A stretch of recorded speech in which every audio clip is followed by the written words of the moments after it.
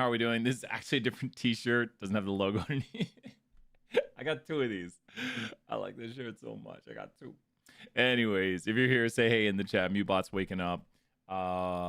Let's put this in here. And we're going to work on DA1 in a second. Data Analytics 1.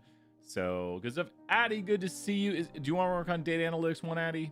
Or what do you want to work on? I'm just going to do that with my hair a billion times. Just a billion times. Do you want to work on Data Analytics 1? We'll throw you some points right here. I was going to get Data Analytics 1 up and going. Yeah, I'm confused on task 3. Well, let's do it. Let's get Data Analytics 1 up and going right here. Okay, I'm going to have to kind of show it on... I have like 2 different computers here. So I'm going to show it on like Excel and PC. So let's go. I'm going to show how to do it. 2 seconds. Okay. We will get started. I'll put it in the notes. Okay. Let's get ready to do some work. Good to see you there, Pate. Let's throw you some more points and ask questions if you got them. Okay, we're gonna get Data Analytics 1 up and going, and let's take the notes. Office hours, edit video, and here we go. Stat 201, Data Analytics 1. Getting started. Let's do this. Okay, well, I already said okay. Well, let's change screens. Okay, so let's do this right here with Data Analytics 1. And what do you need to do for this Data Analytics assignment? For this Data Analytics assignment, you're taking a random Excel, 50 rows of data, and then you're going to upload that file, the Excel file. So you need to submit 2 files here. Very important thing. Good to see you there, Ty.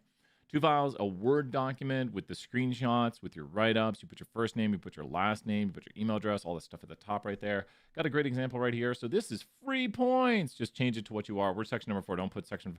Ironically, we are section 4. We use this to check to see if you cheated, because if you have the same thing as someone else, good to see you, Ty. And Mubot saying hi for me. Make sure to do this. There are late penalties if you turn in late. So if you're watching this in the future, you can still turn it in for 15% off per day late, taken off hourly. So the learning goals right here, you can see right here, install the correct version of Excel. You need to download it from UT. We'll show where that is at in a moment right here. And why are we using AI? Because you got to know how to use AI. It can speed up thinking and all this stuff right here. Here's the assignments we'll be doing and how you'll be utilizing them. You'll write your own prompts. We're basically ushering you into this whole prompt writing. So you're kind of seeing the future of what you're doing. We're taking in the assignment right now. We're finding out what's going on. What you'll submit, 2 files right here, an Excel file with the first rows, 50 rows randomly sampled, a Word document with your name and stuff at the top, 2 screenshots showing that you have the Toolpak activated and the random sample, which is kind of redundant, but we'll do it anyways. So here is task number 1. And we should be able to click this right here. Let's go ahead and click it. I'm going to click it and blank the screen for a moment. Okay.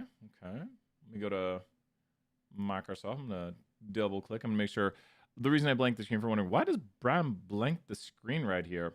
It's just so if I'm logging around on stuff and shows files, since I'm streaming on the web, I'll often blank the screen while we're doing stuff. And we basically have it. Okay. So I think we're good on the screen. So we are here, and all we need to do now, after we click, all I did was click this button right here.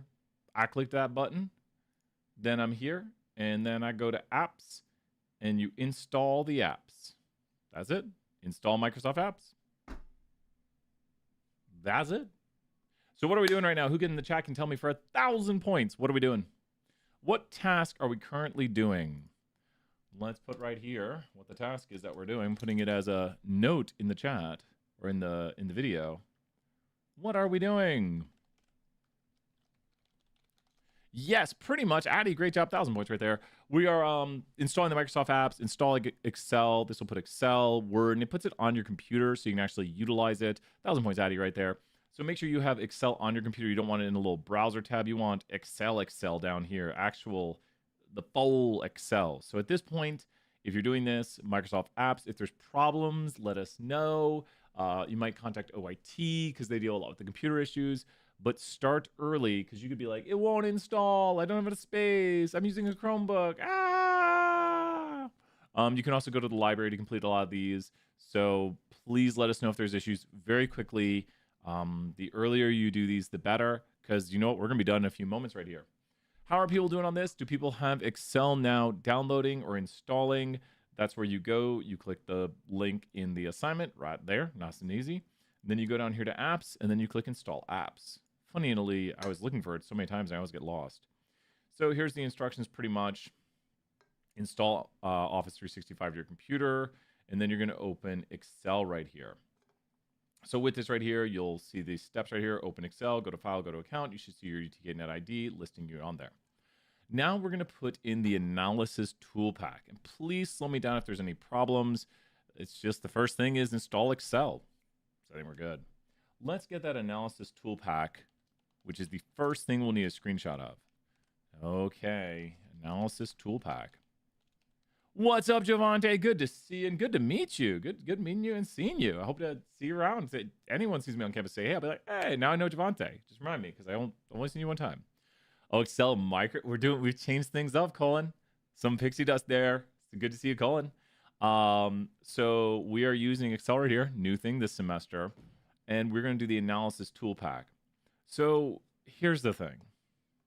Here's how to do it on a PC. On a PC, you're going to click File. So I'm clicking over here on File. And I'm going to change my screen up because it shows like previous files and stuff.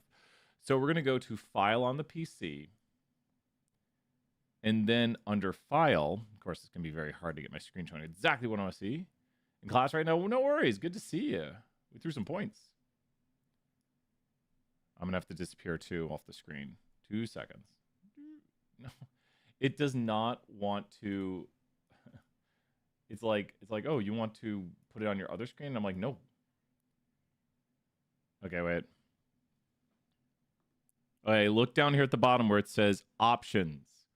Options. Look where I am. You see where I am? Options. Where I am? Options. Options. I could probably screenshot that. You want it to show Options. Let me screenshot that. I'm going to screenshot it.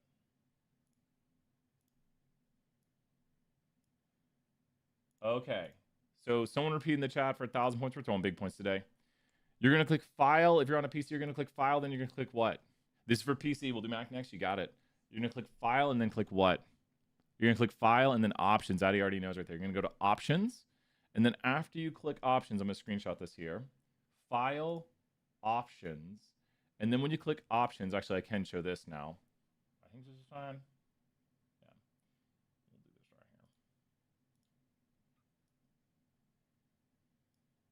You're going to click Add-ons. I think it doesn't show any bad. Yeah, fine. You're going to click Add-ons, and then, so you need to click the add-ons, and then you need to click Go. And once you click Go, you're going to get Excel Analysis Toolpak.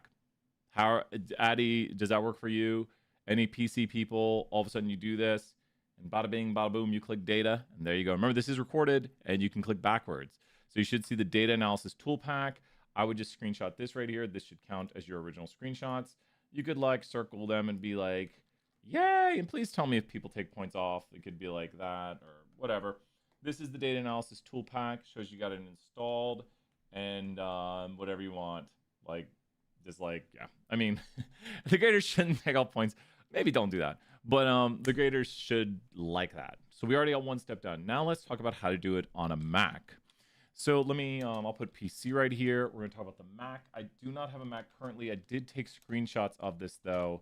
So I think I can tell you how to do the Mac portion. I can describe it too. It's actually not that bad on a Mac. It's even easier, I think. Leave that, cancel. Okay. Let me go over here to my emails and see if I got the Mac thing. Here it is. Okay, good. So what you need to do on a Mac, this is how to do it on a Mac. I've got screenshots saved for this reason, is you need to go up to Tools. Does everyone see this? On a Mac, it'll be at the top. It'll be like when you highlight the bar at the very top of the screen, you need to go all the way to the very top of the screen up here on a Mac. Yep, there. You already did it, Addy. Addie already figured it out before I'm even showing it. You go to tools right here, and then you go to the Excel add-ons right there. And pretty much from there, you click the analysis tool pack. So from there, and I took screenshots of this last night, so that way I'd have this, because I was like, I'm going to show this, because I can only use a Mac or PC one time. You're going to go right here to the analysis tool pack, and then from there, you need to click the data tab. And once you click the data tab, you will see the analysis tools.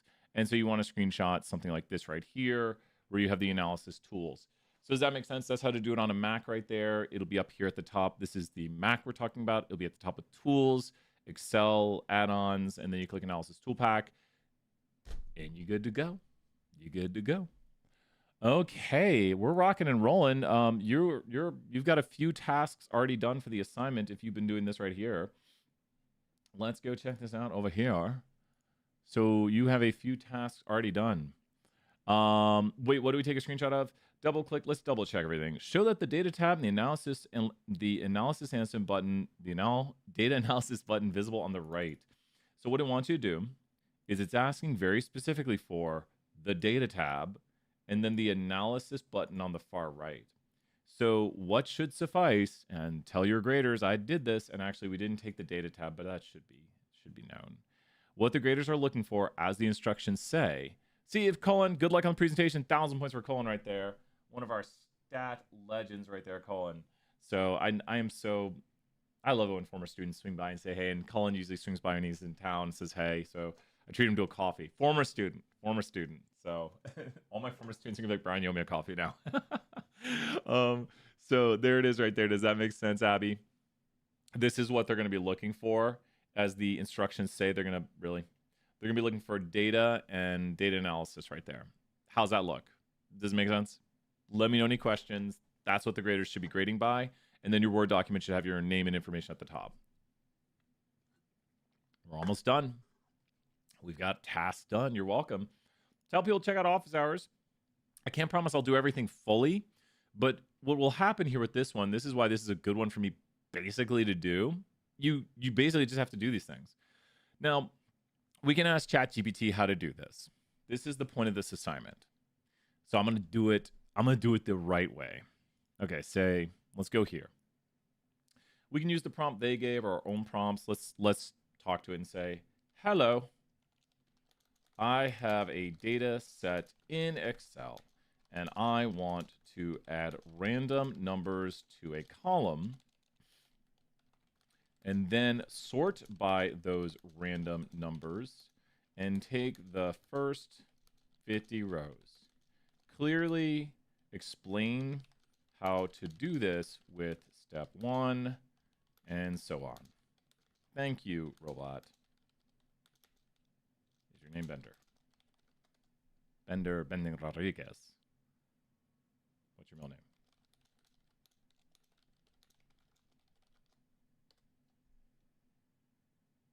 Yeah, it knows Futurama. Okay, so here we go. Open your data set. Sounds good. This is freaky. Let's say your data set is in columns A through D, which is what we have. We already have a random number thing, so it's saying open the data, which we'll do in a second, and then run the rand equals. Now, it doesn't say, it should tell you what this is more specifically, or maybe you know. The equals calls formulas in Excel, and then this is the type of formula we're calling, and this usually contains the instructions.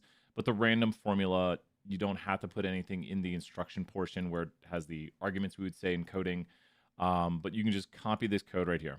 So now we're going to go back to the data analytics file and download our file.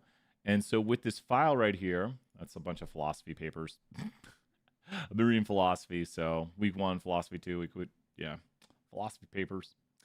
Let me enable editing. Brian's got to read that philosophy. Who has their file open right now? This is the file we need to open. I need some yeses in the chat if you're following along that you have the file open. And let me mark this in the video. How to do, Addie, great work right there. So we're almost done. 15 minutes in, and we're basically done. Stat Tool 1, Data Analytics 1. Finishing the assignment. We're taking a random sample. So once again, we can read what ChatGPT says, and it's been telling us, drop in that formula right there, and look, it did it. Now, I used to do this. I was showing a student. I was like, whee! It takes a while. There's 2,000 rows. Does anyone know the quicker way to do this? Instead of holding down, all you have to do is double click. That's it. So by double clicking, you take whatever's here and extend it all the way down as long as there is no gap. If there is a gap, you fall into the... Really? Oh, I guess you don't anymore. But I've had problems where it does that, but right now it doesn't do that. So at least it works, and it'll extend it all the way down to the end of the data frame. Maybe it knows because the cells are shaded, whatever, it worked. So with this right here, something tells me if we put a data value right here, it wouldn't, oh, yeah. Okay, now if you notice, when I typed a number in, it recalculated every time, and that's not a horrible issue, but we don't love that. So what we're gonna do, don't do what I was just doing there, that was just to show you it recalculates. Here's what we're gonna do. We're gonna click D, and now we're gonna hit Control C or Command C. Who knows what Control C or Command C does? Control C or Command C. Who knows what Control C? We've clicked D to select the full column and hit Control C on a PC or Command C on a Mac. Control C or Command C. What does that do? Control C. Copy. Now, we could paste, but we're going to paste special. And to do that, you're going to right-click or two-finger click on a Mac. Some Macs have right-click too. And we're going to go here to Paste Special, and we're going to paste values right here. Now, what this does is it changes it from being a code that evaluates to static numbers that no longer change. So Paste Special, you have to copy them and then Paste Special, which is what ChatGPT told us when I did it with students. So now that we pasted Special, nothing happened. And even better yet, nothing happened. So because we've turned it, and of course I changed it. I hit back too many times. Because we pasted Special, now it doesn't reevaluate every time. That was right click, paste, and then paste values. I'll show that again. You have to copy and then right click, paste Special, paste values right there. And that'll make them static numbers that are no longer like the equals rand. If you look at it, it's actually the values, where before it was the code equals rand. So just showing that, I'm just reiterating this so you can understand what's going on. And I'm just destroying my code as I do it. So now we'll just do it one last time, and there we are. So now that it's static numbers, we're going to go here to the top of D and go to Data, that's not Data, and then Sort, lowest to highest, and expand selection. So sort right there, lowest, I think I'll have this one. Shouldn't matter. Rock knows. It really doesn't matter which way we sort it. And let me double check. I'm always afraid I'm going to get something a tiny bit wrong. Why do we sort? By the random numbers. You always sort by the random numbers. It doesn't matter which way you sort it. They're random. Everyone loves randomness. Okay. So now that we have this right here, here's what we're going to do. On a Mac, you can zoom out like this, or you can just click A1 and then scroll down and hold Shift. Very important to know I'm holding Shift and hit click there. Does everyone understand what I've done? I've selected the first 50 rows, including the header, because you have to go to row 51 because the first data is in row 2. So the first 50 rows would be through 51, including the data. Now we're going to hit these series of commands. I'm going to say Control, but on a Mac, you'll hit Command. Control C, Control N, Control V. So that was Control C for copy, Control N for new, and it went to my other screen, and then Control V for paste. So you copy it, then you open a new sheet with Control N or Command N, and then Command V or Control V to paste it. You can even double click your columns up there to give them a little spacing, and zoom out by pinching out on a Mac or holding your scroll wheel on a PC if you have a mouse like mine. If you have a mouse pad, you can do it. And there's the first 50 rows, and that's your final screenshot. That's a screenshot of the first 50 rows right there. Little tiny rows. And that should do it. That should be, I think that's it. And then upload your files. Upload your data file. Put these in a Word document. I didn't put them in a Word document, but I'm pretty sure we're done. So, confirm your screenshot includes all the required columns, and the sample is complete. Sounds good to me. Hey, Caitlin, good to see you there. You want to talk a little time series stuff? That Bob's Burger stuff was awesome. A student like saw it and they're like, that's so cool. So thank you for sharing. That was really cool. I should do that. Like we should. Really good stuff. Thank you. Good memes. But I think we're done. Your full name, screenshot. These are in the Word document. I mean, look at the checklist right here. Can you show how to upload the assignment to your? Yeah, let's try to do that. I think I can. I think I can. I'm hyped up on Red Bull. I'm only allowed to have one of these a day. I think we're good. Do not send your work to someone else. We can probably figure out for this one pretty easily. Probably can do it pretty easily. How are we doing? 201. Are you good? I'm going to save this right here so I don't forget. We completed the 201 assignment with multiple ways of doing it in about 20 minutes. And we went slowly, I'd say, in a good way. We took our time. We got everything in. Now you just need to make some Word documents. You know, you'd be like Brian Stevens, and then you throw in your pictures, and it's really zoomed out. They should count that. That should count. And then you throw in your information. I'll do the next thing here, Caitlin, in 1 second. You take your info, and I'm only missing the other screenshot, and then I just save my files. When you're saving your files, go to File, Save As, and save to your computer if people were trying to find it. File, Save As, and I always save locally on my computer, like in my downloads. I go to Browse, File, Save As. If you're having troubles with those things, let us know. It can be that last step, like, where's my files? And then Brian Stevens, Professor Higgins. Terry's my teacher.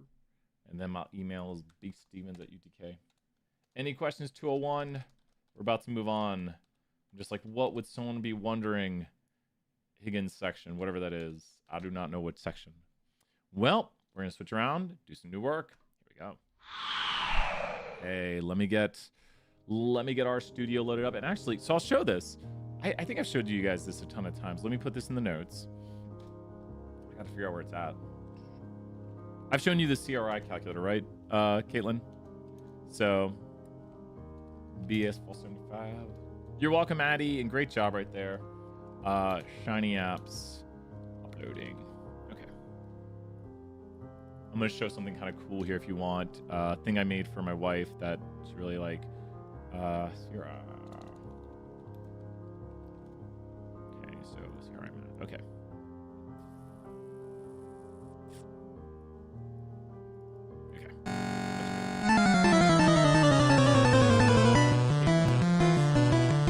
So this right here is a constant rate infusion. You know when you have like a thing like going like drip, drip, drip into you? That's constant rate infusion versus like a bolus when they just like give them 50 cc's of epinephrine and Dexmed and something, another drug. Which drug? Just grab one for the doggy. So you choose your drug right here. You say we're gonna use Dexmed. And then it should show you a picture of Dexmed right there. And then these words actually change based on what it is. So if you notice right here, it's based on how they do the units, milligrams per milliliter or something like that. And there it is, milligram per milliliter. And then fentanyl is in milligram per milliliter. And then I think Dexmed is different. I thought there was differences. I swear there was. But if you look at this right here, you can enter in, we want to do a constant rate infusion for 2 hours. The patient weighs 6.5 kilograms, and we're going to do a rate of Dexmed of 2.5. I'm going to show my wife this and ask her if that's something they would do. And then you make the concentration right here. This is like when you're concentrating the drug. I guess that's when you're doing the thing with the drug. But this is what you'd have. My wife wanted the same picture for all these because I had different ones, but she wanted to be clear. Oh, and then the images, I had to change those. Oh, so that might mean to be... Oh, no, that does say MCG right there. So I think that's what changes. And yeah, that says MG. And then I had to Photoshop all these, which nowadays I bet ChatGPT, or I could upload the image and have it just change the label. Because I had to manually do these and like align the text. So this is me. You can see one of them is kind of iffy, where I did it. But these are all me Photoshopping it and working with that to get it. Oh, that one. If you look at the Dexmed around it, the image, you can see like where like I corrected it. It's got like a weird border there if you look really carefully. So anyways, that's what this app does. It just gets you the right amounts. So it does all the CRI math for you. It can also be pulled up on your phone. So really neat right there. Like if you want, we should be able to do this. Let me do this really quick, and then we're gonna talk about how to get these things online. If you go right here, cast and share, right here. If someone wants, check this out. You can just go and point your phone at this right here. Like I'm gonna do it, and you should be doing it. So if you want to check out my app, it is 100% online, and we're just gonna go to my camera, hover over that. There we go. Click it, and you should get the CRI calculator on your phone right now. There it is. There it is. You don't see the cute doggy yet. Oh, he's down below. So CRI calculator on the phone. So it's kind of neat. You can get these things published to the web. You can make them. What's crazy is this one, I made it almost 2 years ago now, and it took me like, how long did it take? It took like 2 or 3 days. Now I feel like I could do it in like half a day, not even. But with that said, I made it and kept asking her what she wanted changed or how she wanted it, and then the images took a while too. I did a lot of redoing of the code, and I did it more manually. It was earlier ChatGPT where I had to do a lot of the work. Okay, so how do we do this? Well, this is a Shiny app, which I think Caitlin knows. I'm going to pull up my R here real quick. I think the main thing, Caitlin, will be having an account. So I think that could be the main issue, is like the whole account thing. And I'm going to pull up, sure, I can do it right here. So this is a comment. Cool. We'll go Shiny Web App. So we're opening up a Shiny Web App. And we give it a name right here. And let's go right here. And we're going to make a different spot for this. Let's go here. Let's go to downloads. We'll just do it in downloads. Sure. Create it in downloads and hit create. Oh, we got to give it a name. Random app. Random new. Call everything random and I can control because they're all random apps. Okay, so now that we have this, we're going to go here and we're going to run our app, which is the Geyser app. And what we should get is the publish to the web button. So I think the biggest thing, Caitlin, and I might have to work with you personally, or like this might help you out, is you have to create an account on the Shiny IO server, I think it is. So I'm gonna hit publish. And publish requires updating things. Sure. Install some packages. Always install them packages. So tell me if you're stuck on any part, like if it's not working. I'm just installing packages and I'm waiting for it to do its thing. But tell me where you're at, Caitlin. And if anyone has any other questions, let me know, because we've got more time here and we could do some homework and quiz too. It's still installing for me. I have a Shiny Apps.io account, but I am confused on the step 3 part for what it is. What it says, what does it say on step 3? What does it say on step 3? And I'm currently I'm installing in the background. I'm installing. Here, I'll put up classes over so I can, no, I guess I can't be on the screen when class is over.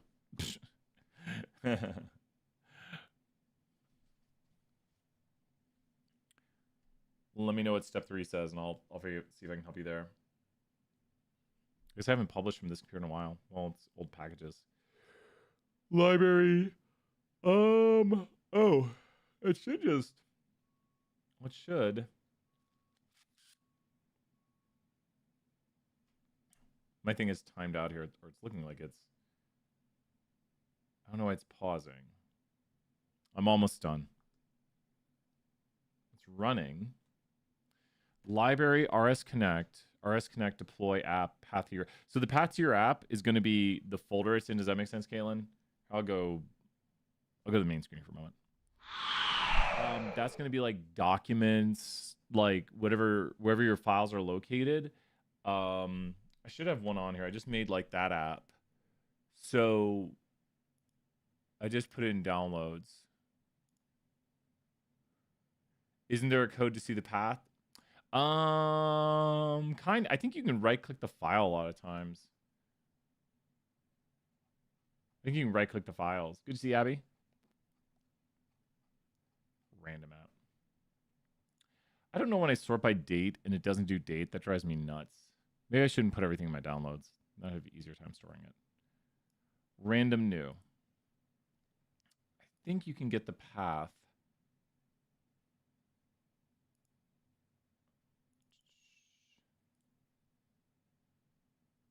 Okay, I think I found it. I think I figured out how to get it, Caitlin. I don't know why this is pausing out right here. Okay. Are you on a PC, Caitlin, or are you on a Mac? I think you're on a Mac. Well, I'll show on my screen.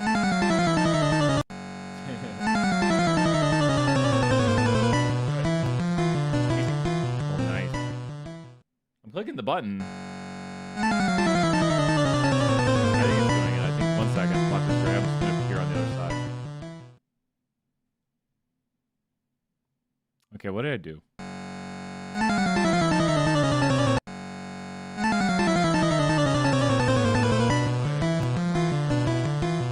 It's looking for something like this right here, Caitlin.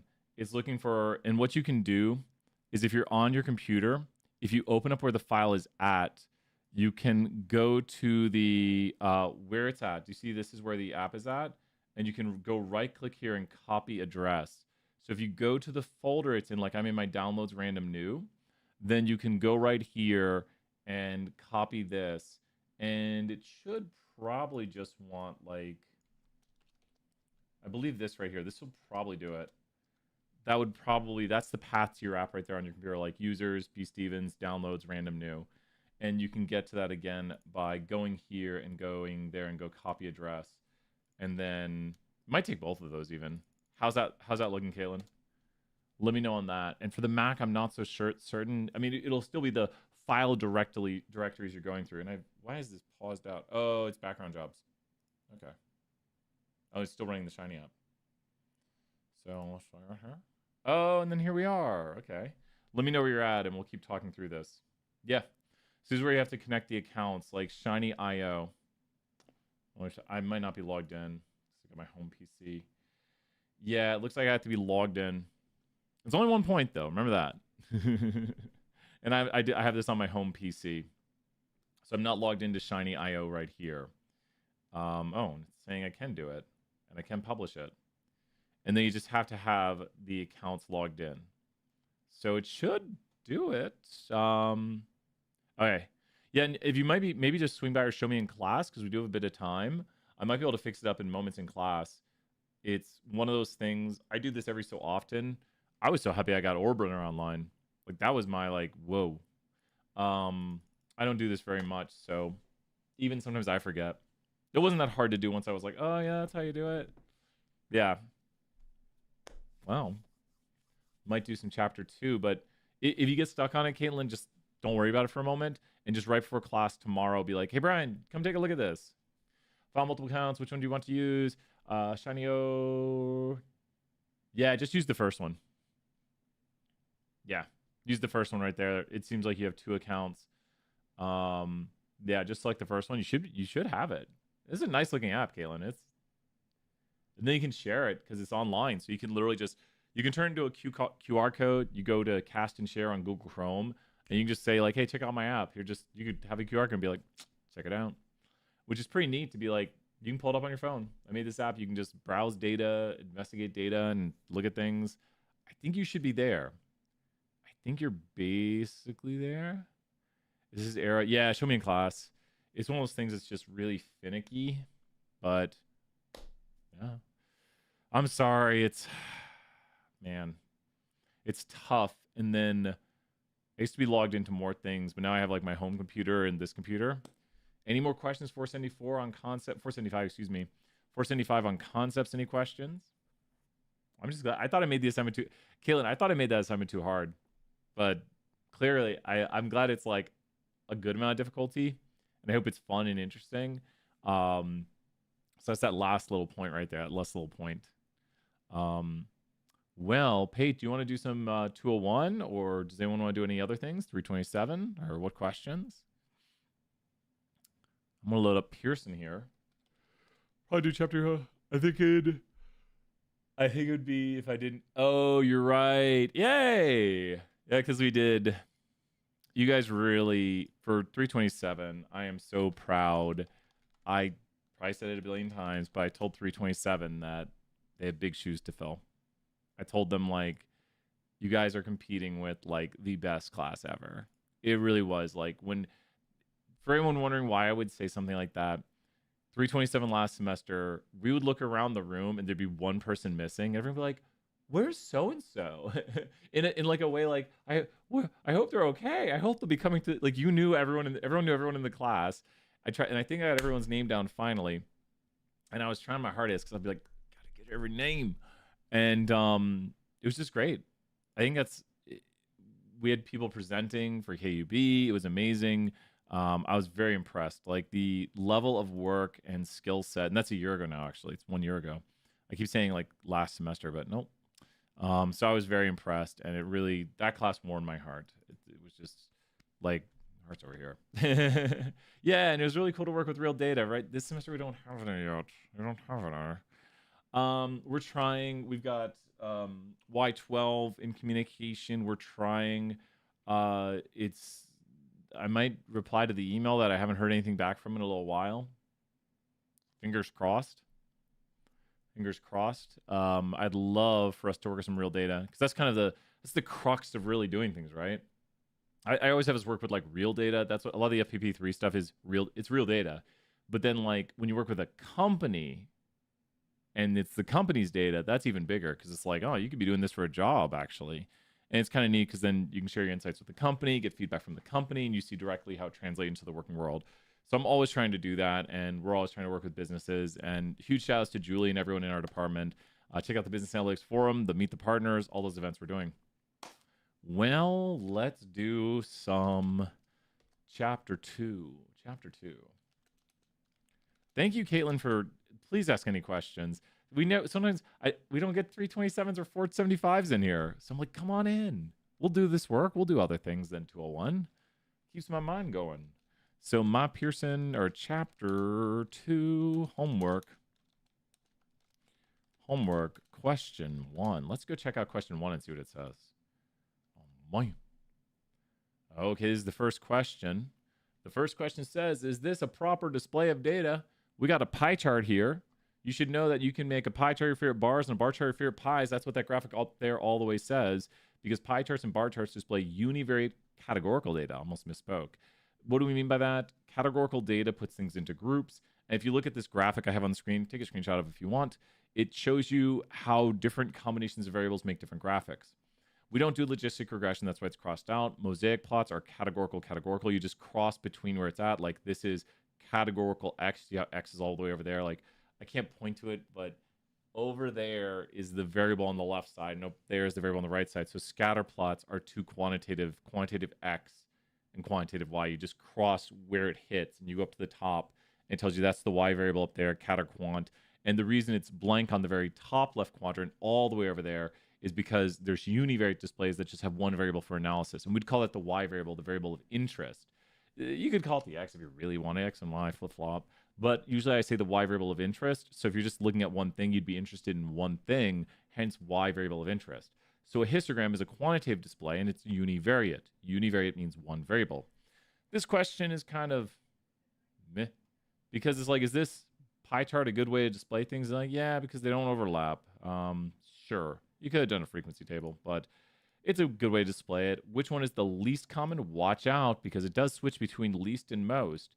And it's a little hard to see, but NC17 is the least common. Yours might say most. The questions sometimes change up. Okay, let's do question number 2 right here.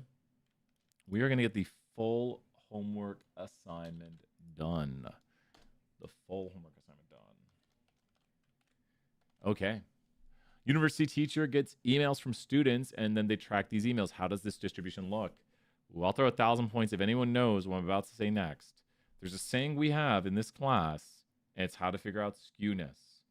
Who knows the saying for the class to figure out skewness? And take this in your notes if you don't have it. 1,000 points in the chat if you know it. I'll even take the start of it to see if you know it. We'll see if anyone's watching right now. So if you don't know this, write it down as soon as I say it. The saying is, we'll give it like 10 more seconds right here. Someone's like typing it away. If you're on the edge of your seat, then get ready to write down. Right to the high, left to the low, whatever way the monster man's tail goes. So right to the high, left to the low, whatever way the monster man's tail goes. This is the high side of the data, which is right, as in it's to the right, also known as positive skew. This is the left side or the low side. And what do we mean by low? The lower numbers, and left to the low. So this is left. So if the tail's on the low side, that would be a left skew distribution. And monster means always looking back at the tail right there. So right to the high, left to the low, whatever way the tail goes, the tail indicates skewness. Now, I didn't say this in class last time, but skewness also impacts the mean. So a fun note that you should have, fun, we like fun here, is that the mean follows the skew. So the mean will be lower than the median because the mean follows the skew. Huge note to have. So the mean is going to be higher than the median for right skew. But the mean will follow the skew here, meaning the mean will be lower than the median for left skew. The mean is impacted by outliers and follows the skew. Right to the high, left to the low, whatever way the monster man's tail goes, and the mean follows that skew. It's just pulled in that direction. So let's see what they ask us about this question. They want to know, what way is it skewed? Well, it was right skew. We saw that. So it was right skewed. A lot of students email about 1 or 2 times, and some sent a lot of messages. There's a lot of 1s and 2s. That shows 80 people emailed 1 time, 40 people emailed 2 times, and so on. And there was a high value over there. That's it. That was an easy question. Remember, we're also doing this to learn concepts beyond the basics. We want to look at these as like, what are we learning from this? You should know the values of skewness, and you should have also learned that little trick that whatever way the skew goes, that's the way the mean goes. So we're learning little things right here. The accompanying histogram shows live birth expectancies in a country. Describe its shape. Now, from last class, there was a few things we talk about. And the things we talk about are shape, center, spread. So you just heard right there, shape, center, spread. Now, this is why these are so important. Shape determines center and spread. You must first figure out the shape of it, whether it's normal or more skewed. If it is more normal, then the proper center is the mean. If it's more skewed, the proper center is the median. How do you know the proper center? It's based on shape. The spread is either going to be the standard deviation or the IQR. How do you know the proper spread, which tells you how spread out data is? You think about like which data is more spread out, graphic A or graphic B. Graphic B is more spread out. They both might have about the same center-ish. I can't draw today.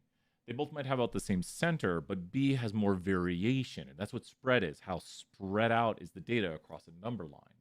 And there's a proper way to talk about spread. We'll mention what these concepts are in a little bit, based on the shape.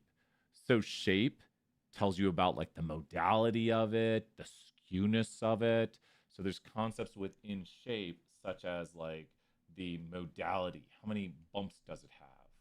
The skewness or lack thereof, symmetry. Does it have outliers? Go look at the notes for these. The outliers. I think the notes are really good for this class. They break down these concepts, but shape really boils down to, is it normal or skewed? So how does this look? Well, you know who we have to draw.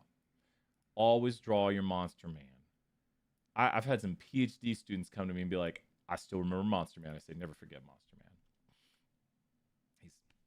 Monster Man will always be with us. Look at that.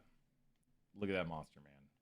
Right to the high, left to the low, whatever way the Monster Man's tail goes. That is low, left. And once again, people say, what do you mean by low? The lower numbers. So right to the high, left to the low, whatever way the Monster Man's tail goes, we got a left skewed distribution for certain. So this one is a bit weird. Where's the bump at? The modality. So how many modal areas does it have? You say, well, I don't know. It's like 78, 80 maybe. Maybe. And then down here about 76 or so. So 80 and 74, let's say. Well, this one only says 80 and this one only says 74. This one says 74 and another number that I didn't say. By looking at this, I would say this is definitely a modal area around 74 and maybe around 80. So since we said definitely there's a peak around 74, we're going to say it's unimodal with one modal area. If you look the way I drew this, I did draw one peak here. And you say, well, how do you know how many modes there are? If you think about this as a mountain range, you want to ask how many clear mountains are there? And in my opinion, it's like there's one clear mountain. If you went out here to hike this mountain, there'd be like one clear mountain. Slight bimodality, you could say. But there's definitely one mountain. True bimodality is going to look more like this. slight bimodality might look like that or something.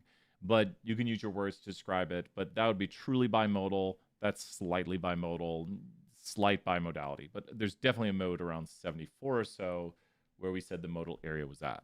There we go. Question 3 done. Let's go to the next question. Question number 4.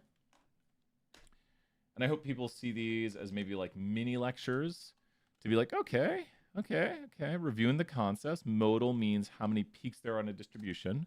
Mode does mean most common. When we talk about modality, it's like an area of concentration of data. Where's the data concentrated? It's like when you get a modality of chocolate in your cookie and you bite it, oh, those modal areas of chocolate, the concentration of the chocolate data. I just want chocolate cookies. Pate, let's get through some more points. Okay, the accompanying histogram shows the same data we just saw at the previous question. We got a left skewed distribution. There he is, Monster Man right there. We need to draw his face. Monster Man with his unimodal left skew. Pate, are you completing this assignment here with us right now? We've got a left skew Monster Man. What will be larger? Now, this is a review question if you were listening in earlier. Remember, we said that the mean follows the skew. So that's a huge note to take if you don't have it. So the mean will be pulled in this direction, as in like we have a mean without the skew that might be here, but then it's going to get pulled in the direction of the tail if there's an elongated tail on it. So now that we know that, if the mean is pulled towards the tail, that means that the median, which is the 50th percentile, so that's the 50th percentile, the mean is also kind of synonymous with the average. Average is a not great way of describing things because you might be like, well, the average person, is that the 50th percentile?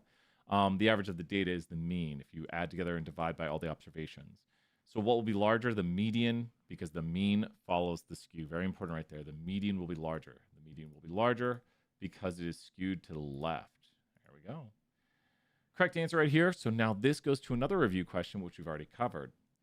What should you report, the mean or the median?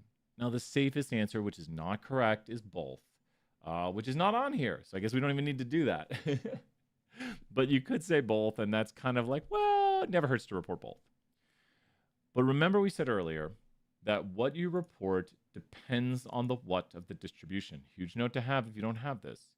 What you report depends on the what.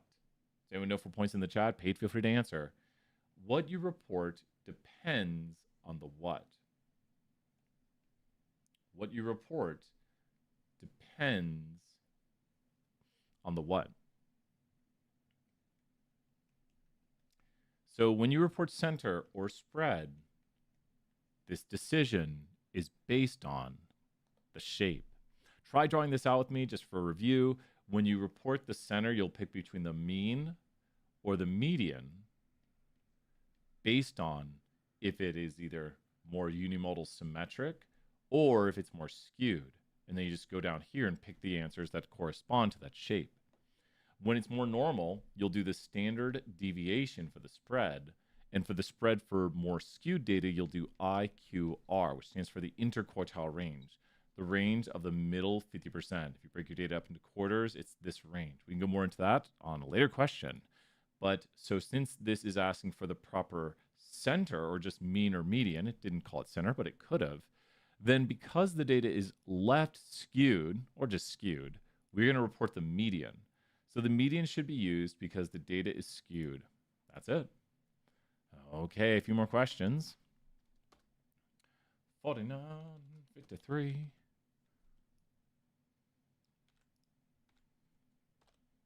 Another student, should we be reporting which statistic as a typical? Ooh. And they said credit cards is strongly skewed. And Caleb Hammer's joining our class right now. He's joined in. So they talked to them about the balance on their credit card, which could be like tens or not hundreds, tens of thousands of dollars, a lot of money. So you think a lot of people probably have like 0 or 50 or 100, and then there's going to be outliers. So if you envision what this data looks like, it's probably going to look more like this data on the right. It's probably going to look more like this with a lot of zeros and then maybe some high balances over here.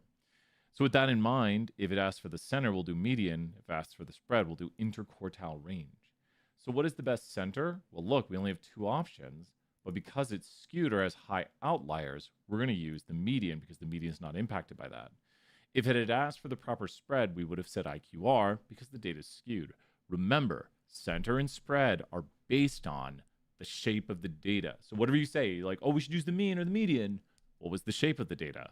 Always start with that question first, and then pick the appropriate center and spread based on your answer to this right here. Okay, only a few more questions, then we're done with another homework. The coming histogram shows the line burst. Would you report the standard deviation or the IQR? So what are they wondering about here? They're asking what is the appropriate what? They're asking, they said, should you report? We'll erase some bolding right there, some highlighting. They said, should you report? Which of these should you report? So with that in mind, they're obviously asking, what's the appropriate spread? So to do that, we have to ask, well, what's the shape? So let's look at the shape right here and say, well, the shape of it looks left skewed. So if it looks left skewed, it doesn't matter. Rock knows. It doesn't matter. It doesn't matter if it's right or left skewed, because what we're going to analyze here is that it is skewed. And since it is skewed, we are going to go down and use the IQR for the appropriate spread. So since the distribution is skewed, report the IQR since it is skewed. If it's more uniform, you could use the standard deviation. It's more when it's skewed.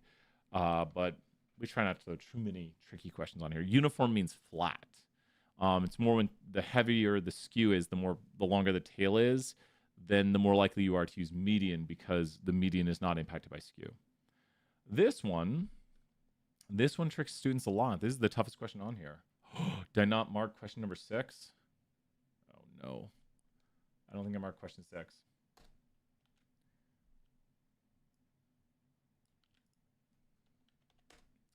We'll take a guess at where I was at when I did it.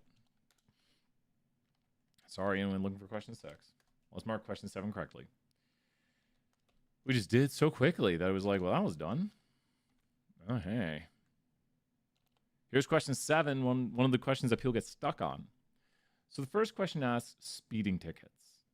Is anyone in chat right now paid? I'll throw anyone points if they say anything. How many speeding tickets do you have? How many speeding tickets? It's all right if you want to share or not share.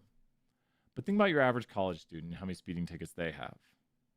So if you think about your average college student and the speeding tickets they have, is it a lot? My guess is if I talk to college students, I'm going to hear a lot of, let's think about this. I'm going to hear a lot of like 0, 0, 0, 0, 1, 0, 0, 2, 0, 3, 40. So what we'd have right here is a lot of students have 0 tickets, and then there's probably a skew to it. So if you look at the shape of this, a lot of people have around 0, and then a few with 1 or 2 or 3, because the height of this is how many students have it. Like 50 students have 0, and then there's very few students with a lot of tickets.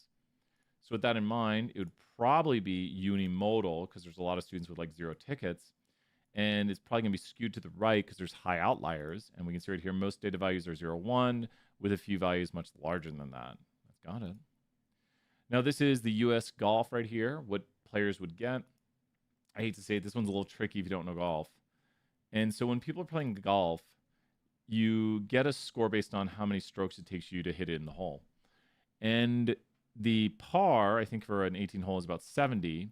And if you're a professional golf player in the US golf tournament, it'd be amazing if you got like 58. And there's probably very few players over here getting that. There's probably a lot around 70, a little bit over, and then some here and like that. So what would we see? We'd probably see something like this. A lot around par, some below, and a few outliers who win the tournament or do really well. So what does this look like? And once again, this one's tricky if you don't know golf because you're like, well, what's a score in a golf game? So a little unfair. It's my least favorite of the 4 of these. I think the other 2 are much easier, or other 3 are much easier to understand. So with this, now that I've drawn it, the answer should be pretty obvious, and that's why I like doing these videos. It's unimodal, left skew. We didn't draw Monster Man last time. Here we'll draw a sad Monster Man because I didn't draw the other Monster Man.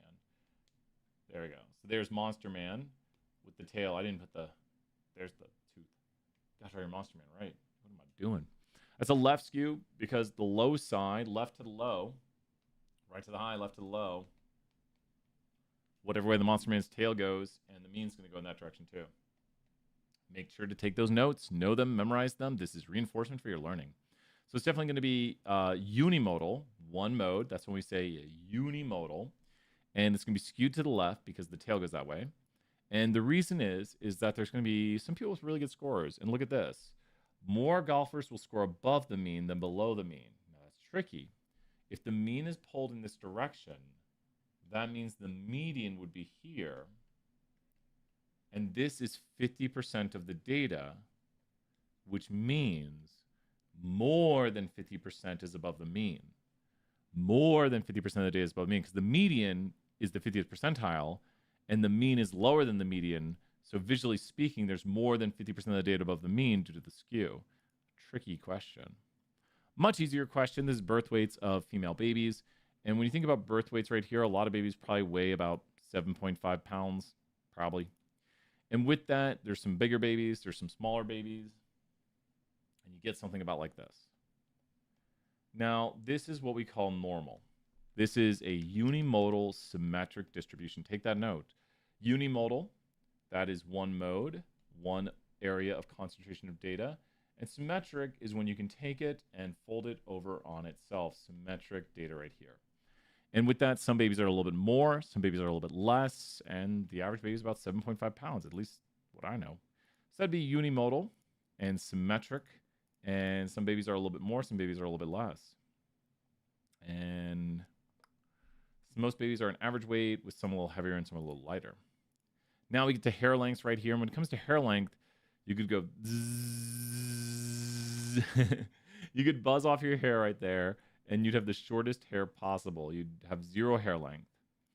So when it comes to hair length, the shortest possible is 0.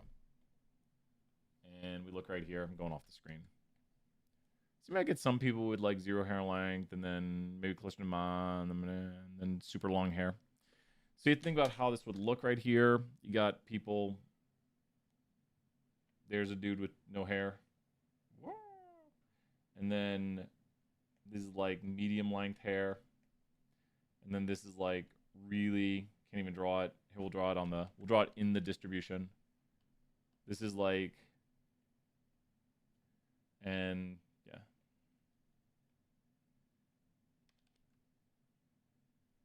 And then you can just keep going with length of hair. Like, well, doesn't make sense. It looks like they have shorter hair on this one. So how does this look in there? You can keep going with length of hair. I hope this makes sense to everybody. My very insane drawings here. You just keep going. If you notice each of these drawings points. Does this make sense, Pate? That each of these is how long is your hair, and we're measuring it. And so you could just keep showing a distribution of hair length, that how many, like a lot of people have like shoulder, a little longer than shoulder length hair. That's a peak right there. And then my haircut is kind of a commonish these days. I'd say I'm more in the like average guy length hair.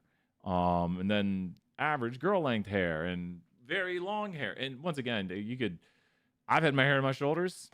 I've had it like that long. I've never gone, the shortest my hair has ever been is probably about, number 3 or 4 blade. I didn't just, oh man. I'm sorry. I'm not doing that. Not big razor. No, I'm not doing that. I'll probably look crazy. So with this right here, once again, anyone can fall anywhere on this distribution. And with that in mind, what is this distribution? Well, it's definitely bimodal. I mean, we got mode right there, and we definitely got some monster men going on right here. Where's Monster Man looking? He's always looking at the tail. So if you look right here, we got some right skewed data. So it's skewed to the right because there's no real upper limit. So it's definitely going to be bimodal, and it's going to be skewed. And it's possible to even have very long hair. You can't have negative hair. And you can't have negative hair as encompassed in the picture right here where there's a hard stop right there at the bottom.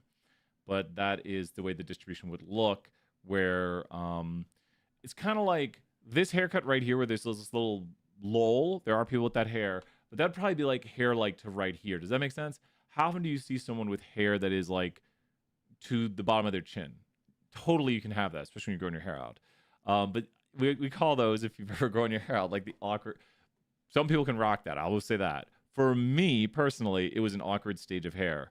I prefer it when my hair got to my shoulders. We'll show that. I'll show you the long hair video right after this. So long hair Brian got all the way to about there-ish. I should have been bigger on the screen when we did it. Okay, one more question, then we're done with this assignment. That was an easy one.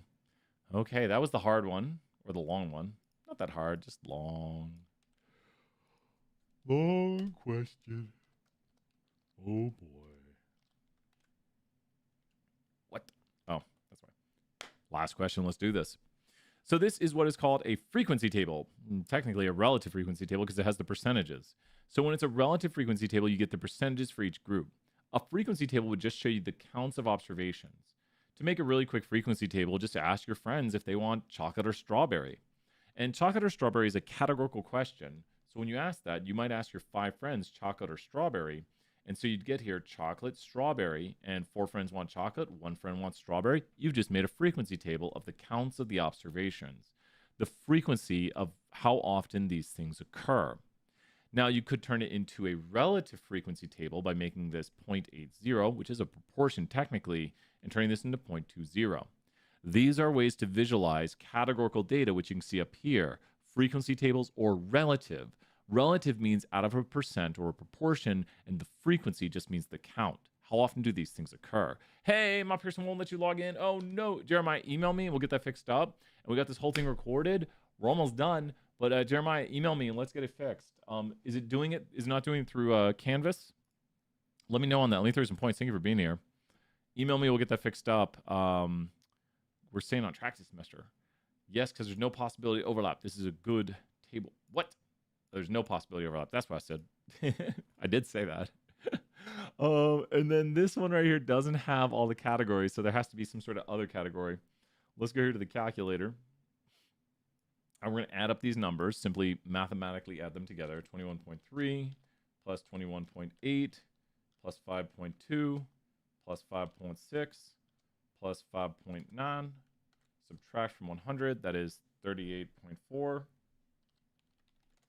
There we go. And we did it.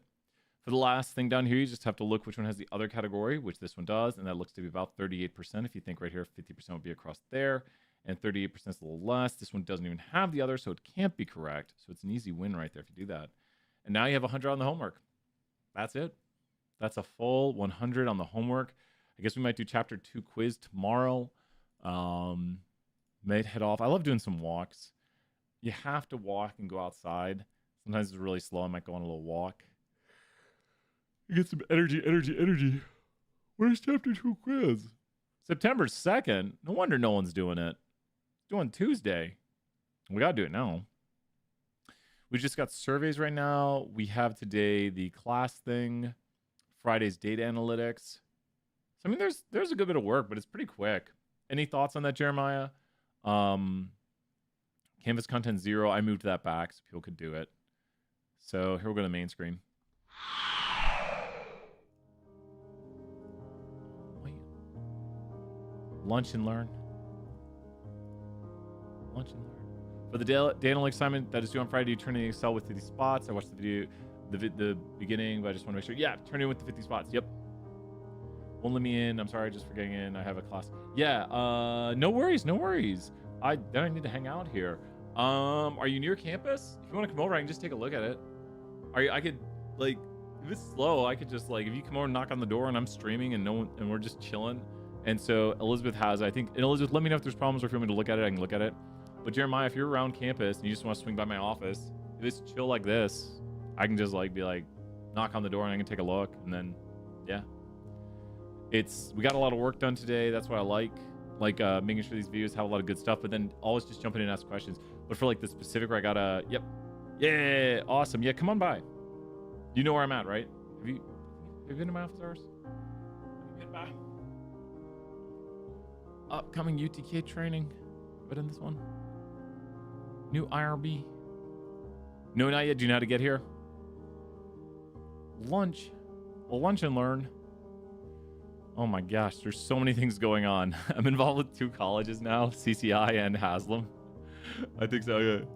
I'm involved with 2 colleges, and it's like, My life has become extra busy. Extra busy. Extra busy. Outline. Okay, good.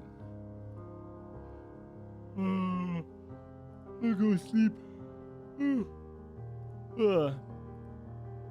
Thank you so much. A lot of people are using the Discord.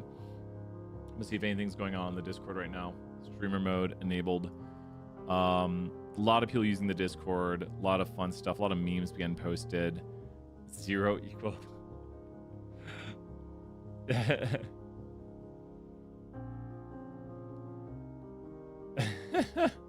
JavaScript. Really? I'll have to find this out on Ash. Like, Ash has posted some good stuff. Well, I might head off for the Jeremiah. Swing by. I'll head off. My neck is sore today. I think I slept on it weird. It's one of those days. With that, I'm gonna answer some emails. Get start ready for class, and we're done for now. I appreciate everybody. I'll see you soon. Bye for now, everyone. Bye.